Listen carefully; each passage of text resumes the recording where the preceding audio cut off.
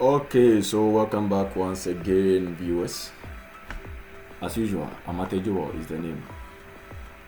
So, we were trying to, for every single class, we want to find the top 5 students, or maybe the top 10 students, or the top whatever students, which you can say top N students, okay, in the class. And we see that we had to do it manually, and that is boring and tiresome. So how smart can we do it? What other ways can we do it? So we said that this is what we're doing.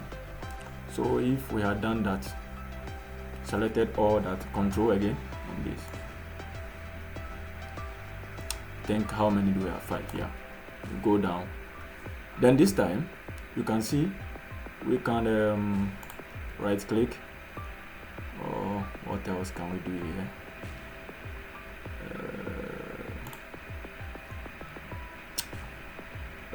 This.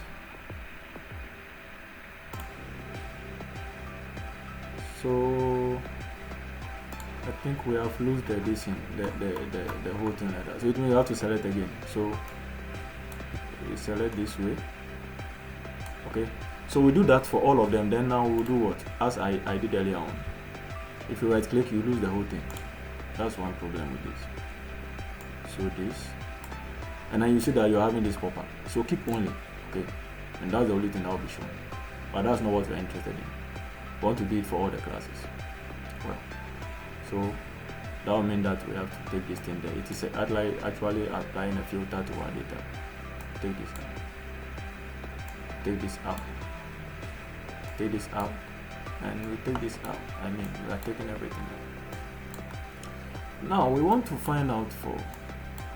There's one more thing we are supposed to do which we haven't done. Okay, so we have to find the percentage. Now, the student is having all that, whatever.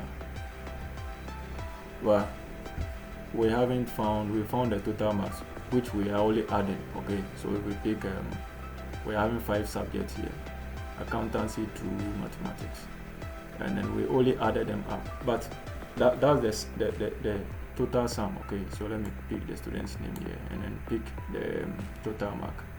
This total mark is not the percentage. So this and this division should go away in the student's name. So these are total marks, but not the percentage. We want to look at the thing over 100. Okay, so what we have to do is that we have to, if we are marking over 100 and there are 5 subjects, that means that the total mark a student is supposed to have, so that you have 100% is supposed to be 500 because there are 5 subjects. So 500 over 500 now times 100 now will give you 100%. Okay, so you can see that this is just the total mark and that's not a percentage. So let's go and then calculate the percentage and see what happens. So again we have to go to analysis and then calculation, calculated field, and this time we call this one percentage. Okay, percentage. And as usual, we have to calculate the percentage. And what will be the percentage? It is going to be the total. Okay, total mark. Okay, divided by.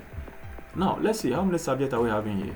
Okay, we have 5 subjects, so it's going to be in bracket 5 times what?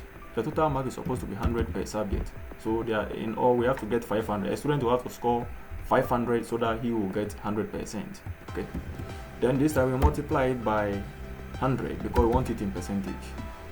Okay, then normally I would like to put these 2 in bracket this way, this whole thing this way.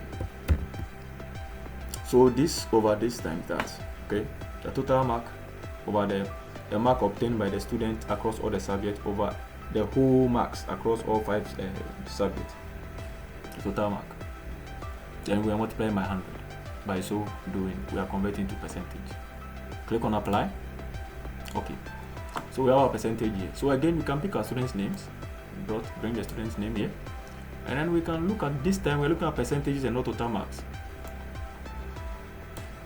So you see, this time this is the percentage.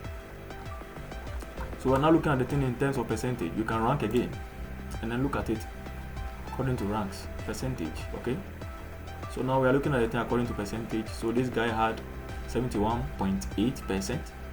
This guy had 100%, I think so. Oh no, this is 92 point. That's 92%. Well, so that's it. What you can also do again is to bring this here, pick the division, which is the class, bring the class here, and then drag the student's name here. What do you see?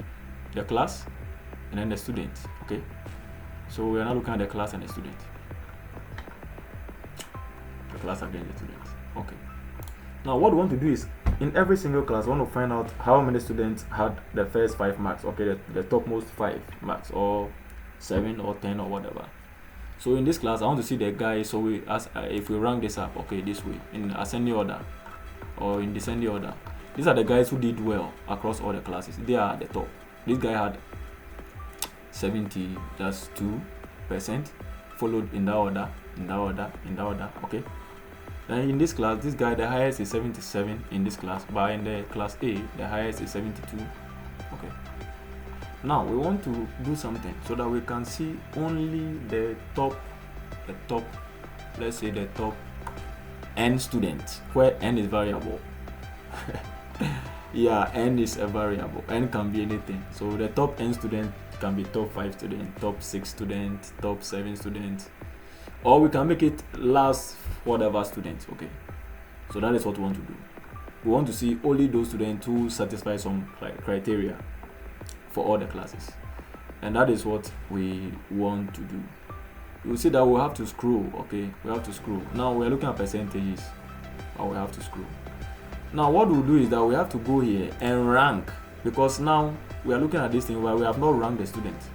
Okay, so we want to rank it. Who had first, who had second, who had third, who had what. So we come here, click, right click. Okay, let me come again, right click, and go to quick table calculation. And what do you see? Rank.